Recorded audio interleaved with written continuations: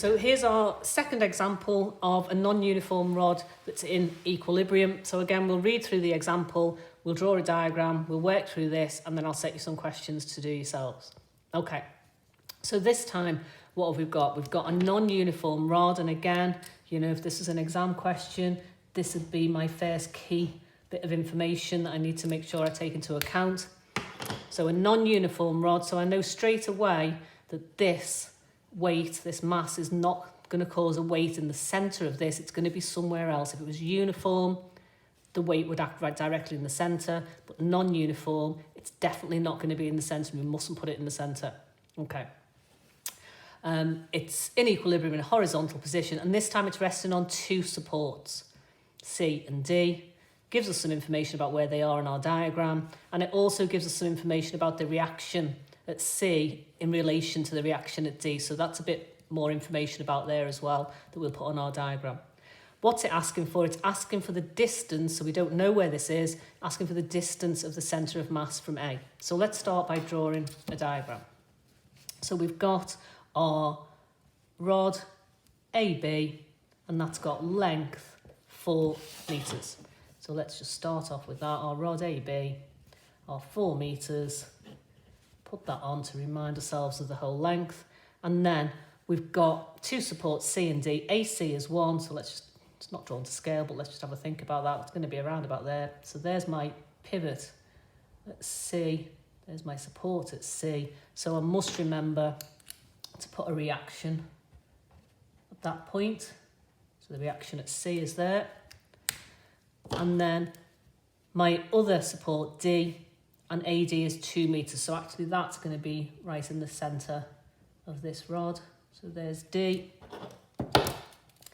And let's call that reaction at D. And then the other bit of information that we have got in this question is that it tells us that the magnitude of this reaction at C is half of the reaction at D. So I'm going to put that on my diagram, and I'm going to include that straight away in any of my working. Okay. The other thing I need to put on then is some distances. So this whole thing was 4 metres. We're told that A to C is 1 metre, so let's get that on there.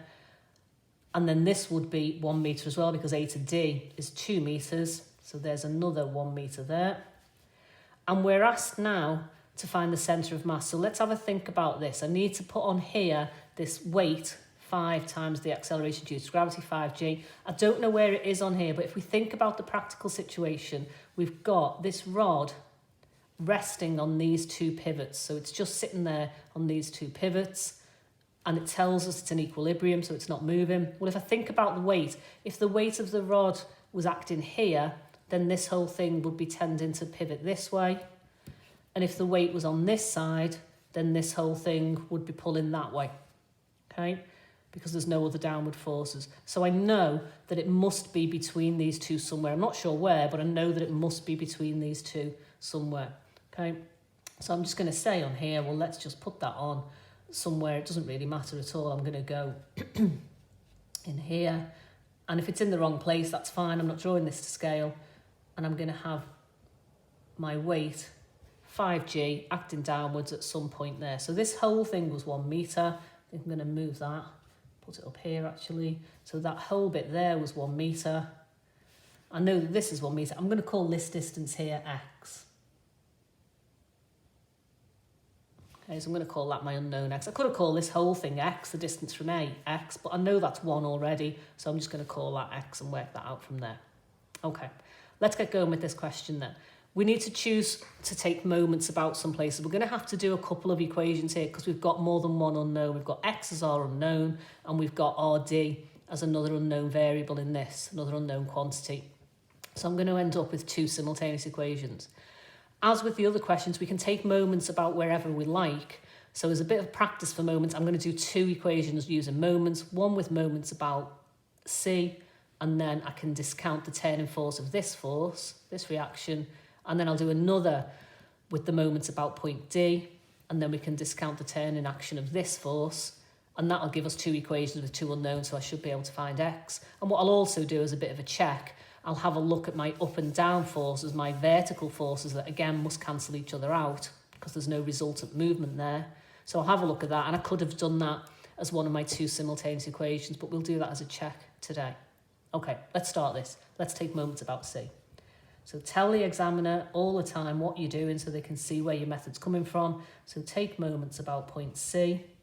I'm going to tell them again, I'm taking clockwise as positive. So here, about C, this reaction's having no turning effect. This reaction would tend to make the thing go this way. This 5G is tending to make the system go this way clockwise. So I've got clockwise moments from this one, but anti-clockwise moments from this one. So clockwise moment positive, 5G, perpendicular distance from C is X. And then anti-clockwise, so minus that force RD, perpendicular distance from C is 1. And the sum of those moments is 0 because it's an equilibrium. So 5gx minus RD is 0. And so RD is going to be 5gx. And I'm going to call that equation 1. So sum of my moments is 0. And then I've just got this unknown on its own, but I've got on the unknown x as well. I could have left it as this. There's my first equation. I need to get another equation then with RD and x involved. I'm going to do that now by taking moments about D, but I could have done it by using vertical forces there as well and looked at equilibrium that way. So let's take moments about D.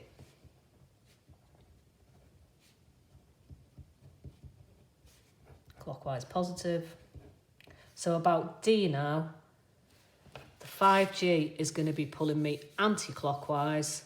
The reaction force at C is going to be tending to make the thing go the other way clockwise.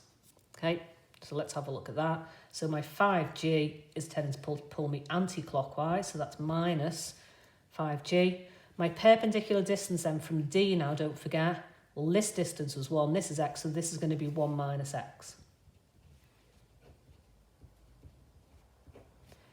Then I've got this force, RD over 2, pulling me clockwise direction, so positive. RD over 2 is my force. My distance from D is 1, and the sum of those moments is 0. Let's just expand this out a little bit to start some working here. And I could rearrange this, but I'm just going to leave it like that for now. There's equation 2. So I've got two equations with two unknowns, reaction at D and X, reaction at D and X. So if I use those two equations together, I'm going to sub in RD equals 5gx into this one, so that's going to give me minus 5g plus 5gx plus 5gx over 2 is equal to 0. Collecting like terms there, so 15gx over 2 is going to be equal to 5g, taking that over. So x is going to be 10g over 15g. So x is 2/3 of a metre. Now what we need to be careful with here is that we make sure we answer the question. So this distance was 2/3 of a metre. That makes sense if we think about the ratio of these reactions.